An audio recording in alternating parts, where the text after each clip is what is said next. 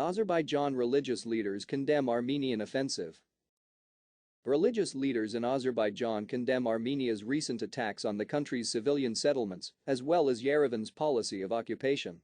They also voiced support for the operations of the Azerbaijan army in the region. Grand Mufti of Muslim Caucasus Alasakar Pashazadeh, Bishop of the Russian Orthodox Church Alexander, leader of Yevdayev's Mountain Jewish Community, President of Baku's European Jewish Community Alexander Sharovsky, and Christian Alban-Uti's leader, Robert Mabili, gathered together to condemn the Armenian attack. We, the religious leaders in Azerbaijan, declare that we are together with our people, country and president on this right path. We demand the implementation of the resolution of the UN Security Council, which stipulates the unconditional exit of the Armenian army from the occupied territories of Azerbaijan, said a joint statement with the leaders, as quoted by Anadolu, Saturday, 17/10/2020. During the meeting, Pashazadeh said that for years, they had longed for the liberation of the occupied Nagorno-Karabakh region, also known as Upper Karabakh. Pashazadeh said Armenia emphasized its national identity when it was strong, but again underlined its Christianity when it was weak, asking for help from their faiths. He also thanked Turkish President Recep Tayyip Erdogan and Ali Erbaz, head of Turkey's Directorate of Religious Affairs. Meanwhile, Russian Orthodox Bishop Alexander said the Azerbaijan-Armenia conflict lacked religious characteristics. He also added that the truce agreed on October 10 in Moscow gave hope, but that Armenia was breaking with its attacks on civilians in Azerbaijan's Ganja province. Alexander stressed that members of all religions in Azerbaijan can freely fulfill their religious obligations, noting that the Armenian church in the capital Baku has been preserved. Besides that, the Armenian-Azerbaijan war escalates. Nagorno-Karabakh volunteers are equipped with weapons. As fighting between Armenian and Azerbaijani forces raged in the separatist Nagorno-Karabakh region, its inhabitants joined forces with volunteers to defend their city. A family in Nagorno-Karabakh and neighbors received their Kalashnikov rifles to help protect Martuni, a town close to the front line in the eastern part of the region. I was called to the recruiting office to give me a gun so I could defend my land.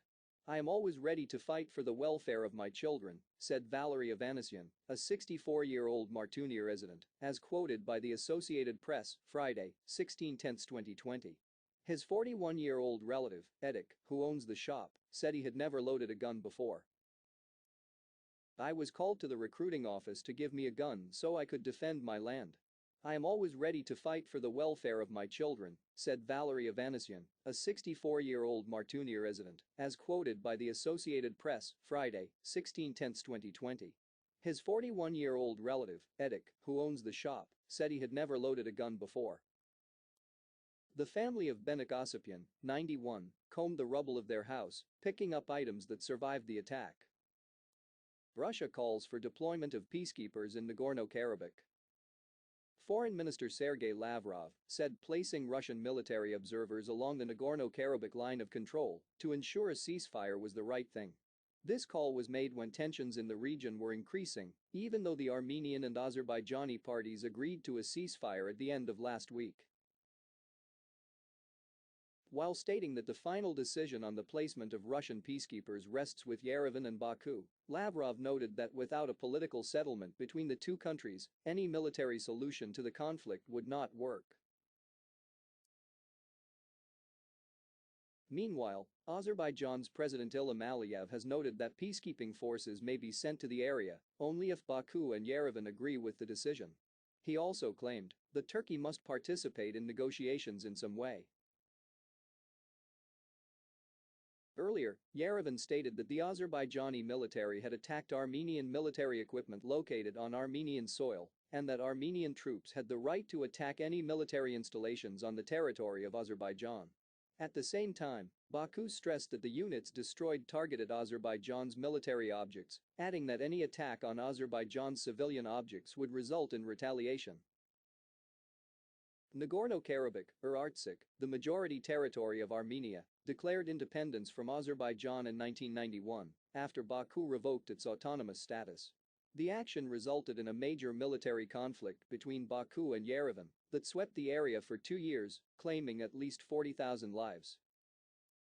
Nagorno-Karabakh, or Artsakh, the majority territory of Armenia, declared independence from Azerbaijan in 1991 after Baku revoked its autonomous status.